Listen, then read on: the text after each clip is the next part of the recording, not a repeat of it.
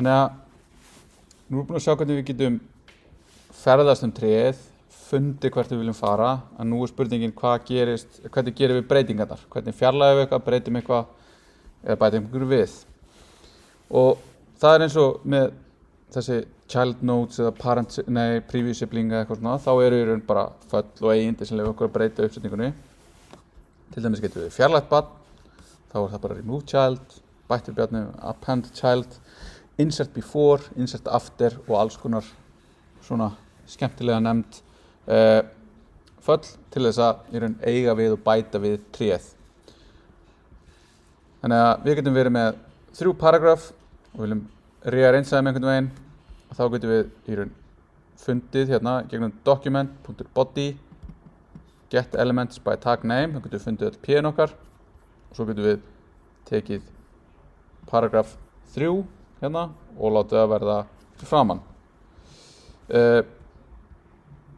Síðan getum við bætt við, þá getum við notað create element og það er í raun á þessu document.create element og þá gefum við nafnið á elementinu, hvort sem það er p eða strong eða h1 eða eitthvað og þá fáum við tilbaka bara vísun í þetta nýja element.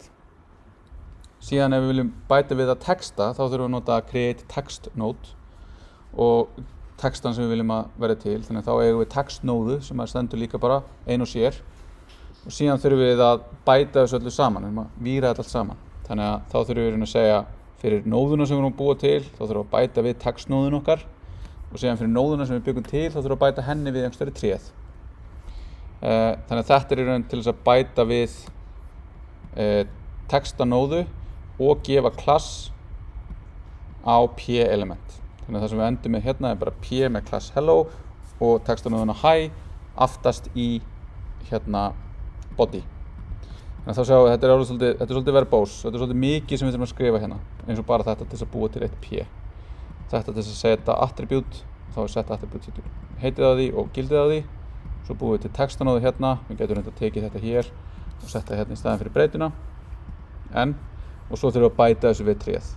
Þannig að við getum tekið þetta hérna, farið inn á HI aftur og bætt þessu við. Þá verður til, hún skilar hérna einhverju nóðu, við getum séð hana hérna, við getum skrollað að henni, samþengjum þessar kökur og þá er hún komin hérna aftast og er hérna aftast í body, p-class hello með heitinu hi. Þannig að svona getum við bætt við nóðum og með attribute-in, þá er hvaða attribute sem við viljum setja, þá getum við notað set attribute eða get attribute til þess að sækja gildið úr því sem er á attribute elementinu. Þetta er samt ekki, virkar ekki fyrir attribute sem geta breyst í gegnum input frá notanda eftir að búið er að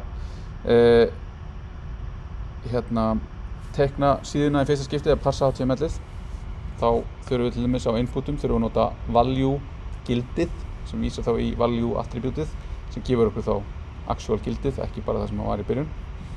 Og síðan eins og við sáum í seinasta tíma, þá eru frátekin orð og þar með talið er class frátekið orð. Þannig að það er ekki hægt að nota það sem heiti á property, heldur að nota class name með stóru n í staðinn til þess að vísa í class attributið. Þannig hérna ætlum við að búa til input sem er með type text, það er með eitthvað ákveðið ID, það er required, það er true hérna, það er með eitthvað ákveðið value í byrjun og ef við breytum þessu gildi þá breytist það ekkert. Það með hérna get attribute þá er það alltaf bara þetta foo sem við settum í byrjun, en ef við notum value þá fáum við það sem er búið að breyta eftir að það var hlaðið inn. Þannig að hérna erum við með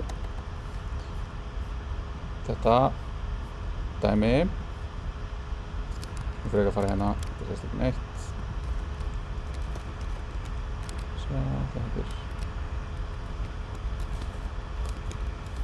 Hérna. Þannig að þetta gefur okkur valjúið sem er hérna inn í. Þannig að við sláum eitthvað inn í foobar, hvað svo í input value á input og þá fáum við sama hérna þó svo ég hafi skrifað foobar. en input.value skifur okkur value, actual value. Þannig að ef við inspektum þetta gildi hérna og finnum það hér, þá sjáum við í raun að það varð til, því ég bætt við hérna með öllum þessum gildum, en í HTML-inu okkar þá í raun ekkert nema bara JavaScript okkar. Þannig að þetta munurinn á því að við sækjum hérna HTML-ið eins og í grunninn og hérna bara statískt, bara eins og ég skrifaði það, en hérna síðan forritakóðinn sem býr til dýnamískt ný element og bætir þeim við DOM-ið. Þannig að það DOM sem við túlkum og sjáum hér inniheldur þetta input með öllum þeim attribútum sem við settum. Og hérna getið sér valið þetta input. Ég get síðan farið hérna í console og ég get gert $0 og það svona galdra breyta í konsolinu sem vísar í seinasta element sem við völdum. Þannig ef ég vil hérna, þá þetta orðið það element hérna, data foo bar.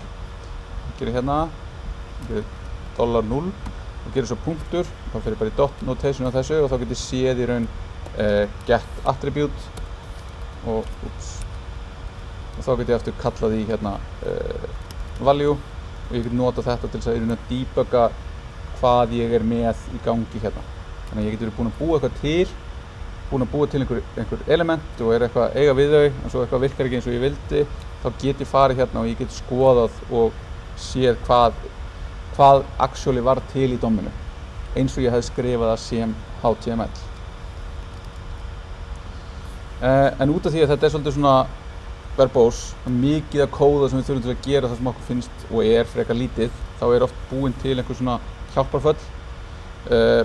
Það þá yfirleitt til þess að búa til þessi element og setja þessi texta element á þau og hugsanlega búa til einhverja keðju af elementum. Þannig að ég svolítið hrifinn að það búa bara til eitthvað svona mjög einfalt sem við getum síðan stækkað og gert flóknara og í raun grunnurinn að mörgum af þessum mörgum svona hjálparföllum eins og í React eða í öðru sem Hyperlit held ég eitthvað, að það þú veist að bara gera svona sem leyfir okkur að búa til svona okkar eigin syntax svolítið til þess að búa þetta til. Þannig hérna getum við búið til hjálparfall sem býr til eitthvað element sem við gefum nafn og hefur síðan notum við hérna þessa REST parametra til að segja að það koma hugsanlega einhver börn í framhaldinu og eru þá skilgreind í þessu children fylki. Við búum til elementið okkar hérna bara með document create element og síðan fyrir hvert einasta stak í children ef einhver að ef það strengur þá ætlum við að búa til text node, annars ætlum við að bæta við barninu. Þannig að þá erum við að gera ráð fyrir því að við fáum elementarnir. Og síðan skilum við elementinu og þá getum við gert það sem við viljum við það. En það þýðir að við getum gert eitthvað svona, að við getum búið til hérna document.body bara appenda beint á það, divi með p, með texta, með uli sem með 3 liðum sem 1, 2, 3 og þetta í raun allt í staðinn fyrir að gera alltaf þetta aftur hérna, create element. Þannig að þarna dæmi það getur verið fljótlegt og gott að búa til einhver svona hjálpar element. Já, það þurfum við reyndar að vera með skilgreind hérna fallið okkar líka. Þá getum við gert þetta. Svona. Þá verður til hérna neðst niðri þetta og aftur getum við farið og skoða þetta og séð að það verður til hérna div og p og ul og li og svo getum við skoðað þetta. Þannig að þarna þetta að verða til DOM-ið svona programmatically eftir því sem hvernig við viljum að það verði til í forritunum okkar. Síðan eru svona nokkur hluti sem við getum gert, eins og til dæmis að geyma einhver ákveðin gögn á elementum og þá getur það hvort sem við viljum geyma í raun eitthvað sem óháð því hvernig við birtum það. Við viljum geyma til dæmis dagsetningarstrenginn en við viljum birta 1. nóvember 2021 en við viljum samt geyma í date formati sem við getum notað og parsað og unni með. Og þá getum við notað þessar data attributes sem eru í staðinn fyrir að setja bara einhver attribute á element sem getur hugsanlega verið á einhverjum tímapunkti skilgreind í staðlinum. Þá er bara búið að skilgreina það að allt sem heitir data bandstrykk eitthvað er skilgreind sem svona user generated attribute. og það er API í DOM-inu til þess að nálgast þetta. Það er undir dataset og þá er það í raun bara þessi lykill sem við gefum því hérna og þá getum við hvort sem heldur lesið þetta af þeim elementum sem við erum búin til og skrifa þessi dataset element í grunninn í HTML-ið okkar eða bætt þessu við eftir á eða átt við þetta og fjarlægt þetta eða breytt þessu eða gert eitthvað við þetta í forritunum okkar. Þannig að ef við skoðum hvernig það getur verið þá erum við með hérna eitthvað div og við erum með þetta data-foo hérna og við finnum divið okkar og við bara loggum út hvað það er og svo breytum við því. Þannig að við sjáum hérna að hérna erum við með data-foo, það er bar og bar er foo og hérna var að loggaðist þetta út. Og svo ef við ætlum að breyta class-attribútinu þá getum við átt við það í gegnum þetta class-name-attribút sem er til staðar og við getum nálgast í og breytt eða við getum notað bara sérstakt API sem aftur var til út af því hversu mikið fólk notaði það mjög keimlíkt API í jQuery út af því að það getur verið vesen ef við erum með marga klassa á einhverju elementi og ég vil fjarlæga nákvæmlega eitt klass úr strengnum að þetta er náttúrulega bara strengur með bilum á milli og bilin eru merkingarfræðileg að því leyti að þau skipta á milli klassa og þá þarf ég að fara að skoða strengin, ég þarf að gera eitthvað, skipta strengnum upp í fylki, ég þarf að athuga er þetta þarna eða ekki, fjarlæga það, setja strengin aftur saman og fara í svona erfiðleika eða svona strengja leikfimi. Þannig í staðinn er í raun til ClassList sem hefur þrjár methodur. Það er add, remove og toggle. Add bætir við, remove fjarlægir ef hann er til staðar og toggle bætir við ef hann er ekki til en fjarlægir hann annars. Þannig að með þessu þá getum við breytt og átt við þá klassa sem er á hverju elementi fyrir sig á frekar einfaldan máta og fjarlægt eða togglað og þá breytist þetta bara eftir því sem við köllum í þetta. Og þá komum við að því að þegar við erum núna komið með HTML, við erum komið með CSS til að stýra útlitinu og við erum núna með JavaScript til að stýra virkninni og við viljum láta virknin okkar á einhvern hátt breyta útlitinu okkar, þá hvernig gerum við það? Við getum gert það bara með því að breyta CSS-inu beint á elementi og þá er til style attribute sem er hlutur á nóðu þannig að við getum bara fengið það og það er bara object sem er með öllum stílum á nóðunni en það er ekkert svakalega þægilegt af því þá erum við farin að skrifa CSS-ið okkar í gegnum JavaScript okkar og jú, það getur verið kostir við það en yfirleitt er það bara að gera það erfiðara að viðhalda útlitinu af því að útlitið okkar er þá hugsanlega einhverju leyti í CSS-inu og einhverju leyti í forritinu okkar. Það sem er betra er að breyta bara hvaða class eru skilgreind á elementinu. Þannig að við erum með tvær stöður á einhverju elementi sem er annað hvort sýnilegt falið eða highlightað og ekki highlightað og við skrifum bara þessar tvo klassa í CSS-inu okkar og látum það líta rétt út og síðan þegar við látum að vera með einhver takka sem að felur eitthvað að þá einfallega svissar hann klassnöfnum eða bætir þeim við og fjarlægir þeim. Þá fáum við ákveðið samræmi á milli JavaScript virkninnar og CSS að því leyti að kontrakturinn sem við erum að vinna þarna á milli er bara það við erum með skilgreind klassnöfn, við notum klassnöfnin bæði til að leita elementinu og síðan til að stýra því hvernig það birtist. Þannig að þá bara notum við ClassList til þess að toggla eða fjarlæga eða bæta við klassnöfnum eftir því sem að forritið okkar þarf að breyta stöðu eða sýna mismunandi upplýsingar. En í þessum tilfellum þar sem við þurfum að breyta stílum, þau geta alveg vissulega komið upp en það eru færri tilfelli núna þar sem við getum sett upplýsingar úr JavaScript forritinu okkar inn í CSS okkar í gegnum CSS variables og látið þá CSS teikna út frá því en við myndum að sjá það aðeins seinna. En ef við þurfum að gera þetta þá getum við gert þessu hér, við getum bara sagt það er eitthvað div sem við erum búin að velja. Það er hlutur inn í style property-inu sem er bara með öllum stílunum og við getum bara einfallega sagt bara marginið á að vera og svo strengur sem er bara upplýsingarnar, bara CSS-ið sem á að applya. Og sjá. Þannig þá erum við hérna með eitthvað box, 2 box. Við veljum fyrsta boxið okkar og við ætlum að setja á það hérna 2 pixla solid, svartan, 20 pixla padding og setja background color sem light blue. Við ætlum að setja hérna red og svo fyrir við og við reloadum hér, þá breytist þetta. En ef við förum núna á inspectum, þá sjáum við bara að þetta bókstaflega sett sem inline style. Það sem við skilgreinum hérna sett á bara í inline style hérna eins og við höfum breytt þessu svona.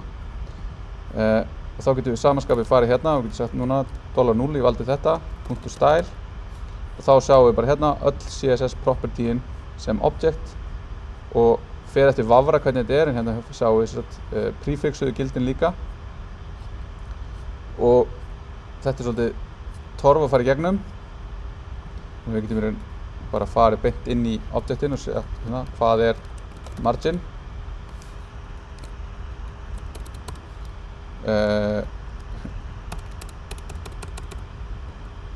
svona, það ekki skilgreint, já ég skilgreint ekki margin padding, það eru 20 pixlar og svo fer ég hérna og ég breyti því í eitthvað annað hvort sem það hér þá þetta í raun að gera það líka það sem að DevTools gera í raun bara að breyta inline styles á elementunum okkar en þetta tengist alltaf þarna á milli og nú árið 50 og nú getum spurt hvað paddingið þitt og það 50 þannig að getum við í raun farið og við getum spurt hver eru stílarnir þínir og þetta í raun þessi leið að skilgreina CSS með JavaScript alveg aðferð sem notuð og eru library sem að styðja það og sérstaklega í svona þessum frameworkum eins og í React eða Vue og þá það kallað bara CSS in JS og það þá bara bókstaflega gert svona að við skilgreinum kannski ekki alveg svona verbose stíla heldur það kannski gert styles eitthvað, það einhver leið til að playa því og þá getum við annarkvort verið með það í einhverjum object bara svona sem þá bara einfaldari leið til þess að vísa í þetta en þetta hérna, eitthvað svona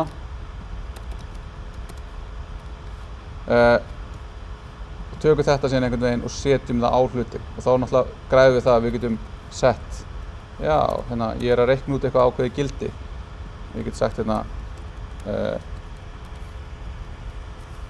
sjá þetta rétt, svona border width þá getum við verið að deila breytum á milli JavaScriptsins og CSS-ins eða ekki beint verið að deila á milli, ég bara senda þær þarna yfir og átt við þær og gert einhverja hluti í forritinu mínu og í stílunum mínu en aftur þetta svona leysist að einhverju leyti með því að bara geta sendt breytumir yfir með CSS variables en þetta samt ennþá eitthvað sem að til og notað en ef við ætlum síðan bara við þurfum ekkert að vera að búa til sérstök element, við viljum bara einfaldlega uppfæra eitthvað texta þá eru 3 eigindi sem við getum notað og það sem við viljum nota text content en það leyfir okkur bara að lesa textan sem inn í nóðu eða setja textan í nóðunni og ef við lesum í raun texta nóðu sem á button önnur element sem eiga síðan texta sjálf og þá fáum við bara allan textan bara concatenate hann saman í einn streng og ef við setjum að ná þetta nóður sem eiga texta þá erum við bara einfaldlega að fjarlægja allt hluttréð þaðan í frá og setja textan sem við skilgreinum en það eru önnur property inner text nema það skilur aðeins sýnilegum það að segja lesanlegum texta og meðan að text content skilgreinir líka til dæmis inline styles eða inline scripts og svo inner HTML sem skilar HTML nóðunar og getur sett efni nóðunar sem HTML en þetta ættum við að forðast út af því að það bæði öryggishættur út af því að við getum bara sett hreinlega bara allt HTML sem okkur dettur í hug inn í þetta og það opnar fyrir svona XSS árásar vingla og svo bara performance mál að þetta stórt HTML þá þarf að þátta þetta allt og það tekur tíma og meðan ef við setjum þetta með text content þá þetta bara sett inn beint sem texti og ekkert túlkað sem HTML Þannig að hérna erum við með texta, through box, les með text content, inner text og inner HTML og setur síðan með öllum þessum aðferðum nýjan texta í staðinn. Og þá sjáum við í raun að það sem er skrifað út með text content inniheldur líka forritið okkar sem er skrifað bara hérna í sem er vissulega texti innan þessa scripts elements. Inner text birtir það ekki og inner HTML birtir þetta með HTML-inu. Og síðan þegar við setjum textan og þá verður inner HTML textin túlkaður sem HTML. Svo þegar við erum komin enn lengra og við erum hugsanlega farin að búa til forrit sem þurfum einhvern veginn að geta reiknað hvernig layoutið okkar lítur út. Við ætlum að birta einhvern pop-up glugga sem við viljum að sé staðsettur okkur ákveðnum stað og við getum ekki notað position relative, við þurfum að reikna það út sjálf. Eða við erum að búa til leik þar sem við þurfum bara að vita, við erum með 100x100 pixla að breyta eitthvað og við þurfum bara að reikna. Ég hreyfi leikmanni minn upp og þá þarf hann að hreyfast upp og ég þarf bara, hvað er það? Þá getum við fundið upplýsingar elementin og hvar þau eru staðsett, bara hvar þau eru teiknuð á síðunni í pixlum. Við getum notað offset width og offset height til þess að fá bara stærðina á því, hvað er þetta stórt element. Og þá er það bara teiknað, eða bara gildi út frá boxmódulinu. Og svo client width og height sem gefur okkur stærð á efninu án bordera í pixlum. Og svo getum við fengið upplýsingar hvar hluturinn er staðsettur á síðunni með því að kalla í falli get bounding client rect sem er alveg afskaplega vel nefnt fall sem að skilgreinir sem bara bounding boxið utanum boxið okkar, eða elementið. Og inn í því eru ýmsar upplýsingar og síðan út frá því hvar það er, þá getur það verið að það er bara eitthvað langt niður á síðunni. Við þurfum í raun að skrolla niður til að finna það og þá getum við notað síðan page x offset og page y offset til þess að finna upplýsingar það hversu langt er búið að skrolla síðuna eftir x ás og eða eftir y ás. Þetta var bilað dæmi. Sjá. 10 repaint.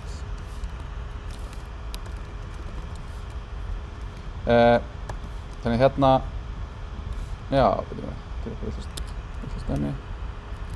Það verður sizes.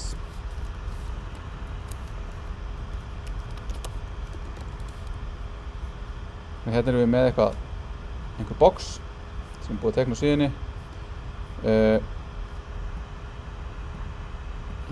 Svona. Við erum hérna í sizes. Þau eru með einhver ákveðna hæð og breidd. Það er bara út frá því hversu stór glugginn er. Þannig að þetta eru þessar relatífu stærðir sem við vitum ekki hversu stórar eru í pixlum fyrir að það er búið að reikna það fyrir okkur. Og þá getur það skipt máli í forritum sem að þurfa bara að vita actual stærðina í pixlum, hversu stór eru þessi hlutur. Og þá getur við kallaði hérna þessar offset breytur, eða client height og client width, bara beint á elementinu. Og síðan getum við kallaði get bounding client rect og hann skilar okkur til dæmis top, right, bottom og left sem er bara staðsetningin á efsta á öllum hornunum. Og svo getum við fengið upplýsingar það hversu mikið er búið að skrolla og hvar boxin eru þar af leiðandi staðsett. Þá getum við reiknað hvar boxin okkar eru staðsett út frá því hvað við erum búin að skrolla. Þannig þá fáum við hérna alls konar tölur. En ef við bara tökum eins og þetta hérna box og segjum $0 get bounding client rect og þá fáum við bara tilbaka object sem er með þessu hérna sem skilgreinir hvar hann er og hversu stór hann er og getum gert eitthvað sniðugt út frá því. En þegar við erum að spyrja vafran hvað er þetta box stórt? Hvar er þetta staðsett? Þá eru þetta ekkert upplýsingar sem að vafrinn er að halda utanum og er að geyma bókhald. Heldur er í raun þegar að síðan er tekin og hún er teiknuð, þá er hún bara teiknuð og það er ekki haldið bara þessi pixel var nákvæmlega þarna, þetta box er nákvæmlega þarna. Þannig að þegar við spyrjum þessa staði, þessa hluti, þá getum við þá getum við lent í því að eina leiðin fyrir Vafran til að geta gefið okkur staðsetningun á hlutnum er í raun að reikna aftur staðsetningun á hlutnum upp og nýtt. Og þetta er sem sagt þá triggerar repaint, sem að þýðir það bara að Vafrinn teiknar síðan aftur upp og nýtt til þess að vita bara akkurat hvar hluturinn er. Og þetta er ekki ódýrt. Það segja, þetta tekur einhverja millisekundur, þannig að á okkar tímaskala er þetta ódýrt, en svona í performance tímaskala er þetta frekar dýrt. Og eftir því hversu stór síðan er, hversu mörg element eru á henni, hversu djúpt dómtréð er, þá getur þetta tekið bara jafnvel 20 eða 100 millisekundna að gera þetta. Og þá getum við lent í því að við erum að skrifa eitthvað svona kóða, við erum kannski að skrifa eitthvað animation eða eitthvað menu sem við ítum á og hann einhvern veginn animatast inn eða gerir eitthvað, kemur með einhver element og svona stakkar þau inn, koma eitt af einu inn, eitt af öðru inn. Að ef við pössum okkur ekki og við erum í raun að gera þetta, byggjum þessar staðsetningar til dæmis inn í loopum, að þá getum við bara hreinlega drepi performance á síðan okkar mjög hratt og örugglega. Þannig að dæmi, já, þetta var þetta 10 dæmi. Þetta er bara mjög svona naív leið til að gera þetta. Þá bara tökum tíman hérna hversu langan tíma þetta tekur hjá okkur. Og hérna erum við að biðja offset width á einhverju elementi, að við viljum teikna eins mörg x og við komum fyrir innan einhvers ákveðnar breiddar, sem er þá 2000 pixlar. Hvað getur teiknað mörg x inn í þetta 2000 pixlar breitt box? Og ef við gerum þetta, þá er í raun verið að spurja eftir að það er búið að setja inn hvert einasta x. Hvað ertu stórt? Þá þarf að teikna boxið aftur og aftur og aftur. Og meðan við getum líka gert þetta í ákveðnum chunkum, þannig að við getum búið til ákveðið mörg x í einu og síðan bætt við og ákveðið, hei, hvað eru svona mörg? Við bætum við ákveðið mörgum og við reiknum stærðan á því og svo bætum við bara reiknum við hversu breytt það á að vera. Og þá var það hérna í raun næva lausnin tók 17 og meðan hinn tók bara 0 millisekundur og svo compoundast þetta bara eftir því sem að í raun verkefnið verður stærra.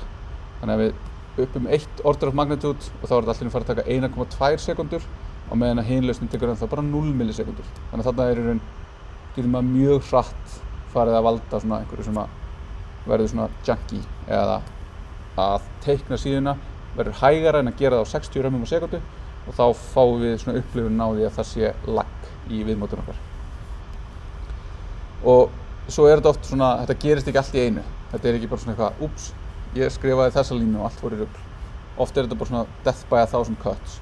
Ég er að nota þessa hérna CSS virkni hér, ég er að kalla svona JavaScript mitt hér, ég er með þennan event handler hér og allt einhvern veginn hægt og rólega degrada performance okkar. Það er svona mikilvægt að hafa það í huga og vera að passa upp á svona að vera alltaf að athuga þetta í stærri verkefnum og flóknari verkefnum. Og síðan þurfum að gera þessi animation sem eru oft flóknari og við ætlum ekki að fara neitt mjög djúpt í það, en við erum svona komið með þessi tól upp í hendurnar sem við getum notað og þá gilda almennt þess að sömu reglur við fórum yfir í CSS-inu að við viljum bara breyta opacity og transform af því allt annað er lætur Vafran þurfa að teikna allt aftur. Það er bara repaint aftur og aftur ef við erum að nota svo left í staðinn fyrir að nota transform. Ef við erum að nota left og segja hérna, heyrðu, ég ætla að teikna þig og núna 1 pixel lengri til vinstri, 1 pixel lengri til vinstri. Þá þarf alltaf að teikna allt hlutin aftur í staðinn fyrir að færa þetta yfir á GPU-ið og færa hlutin bara sem layer ofan á síðunni. Og síðan ef við erum að fara að teikna eitthvað og við viljum í raun gera það í svona takt við Vafran, þá er fall sem heitir request animation frame sem er alltaf kallað í þegar að Vafrin er að fara að teikna og þegar það er komin tími til þess að teikna síðan aftur. Þannig ef við setjum fallið okkar inn í request animation frame þá vitum við það að við munum alltaf keyra þetta fall sem þarf að gera breytingar á útlitinu í því skrefi sem Vafrin er að teikna útlitið. Og þetta keyrir yfirleitt á 60 römmum. Þannig við þetta kallaði þetta 60 sinnum á sekundu fyrir okkur eða þá á því refresh rate sem vafrinn hvort sem það hærra eða lægra, yfirleitt hærra. Og við fáum inn í þetta sem sagt svona high resolution timestamp sem fer niður á millisekundu, 1 millisekundu, sem segir til mér hvað langt síðan hver klukkan núna, og út frá því getum við reiknað deltuna frá því hvenær var kallað þetta seinast, til þess að raun að geta stjórna sjálf síðan hvert frameratið okkar, hvert effektiv frameratið okkar í leiknum okkar. Þá getum við raun skalaða niður. Þannig að leikurinn okkar á að keyra 20 frames á sekundu, þetta einhver svona 8 bita eitthvað skemmtilegur leikur, en við köppum það niður út frá timestampinu sem kemur í staðinn fyrir svona eins og ef þið reyna að keyra gamla tölvuleiki sem voru skrifaði bara fyrir eldgamla tölvur á nýjum tölvum, þá keyra það bara geðveikt hratt af því þeir eru alltaf bundnir við klukkur þaðan. Þannig að það bara svona spilast geðveikt hratt í gegnum hann, af því það ekkert throttling í gangi. Allavega. Þannig að hérna höfum við dæmi þar sem að við líka bila. Sjá. Hérna einhver kisa sem að fara í ellipsur, kemur úr bókinni. Sem að við erum með einhvern kött og við erum bara að hreyfa hann hérna út frá því hver var seinasta þekkta staðsetning. Skulum það alveg langt niður hérna til þess að finna hvert hérna hornið sem hann á að vera að fara í, og svo notum við translate á y og x-ás til þess að finna bara cosinus og sinus af horninu, sinnum einhverju fastar til þess að láta þetta svona falla innan þessa ramma og fáum hérna kött sem að þá í raun teiknaður á með hérna síðan request animation frame sem þá að animata, og hann kalla síðan aftur í animate, þannig að þetta verður til ítrun hérna, og svo getum við fara að tvíka hérna eitthvað. Við maður fara aðeins hraða greið, nú fyrir hann töluvert hraðar eða bara alveg sjúklega hratt og getum dundað okkur við þetta. En þarna í raun, performance á þessu gott versus það að ef ég myndi fara og nota hérna og segja top og left, þá myndi þetta verða aðeins slakara.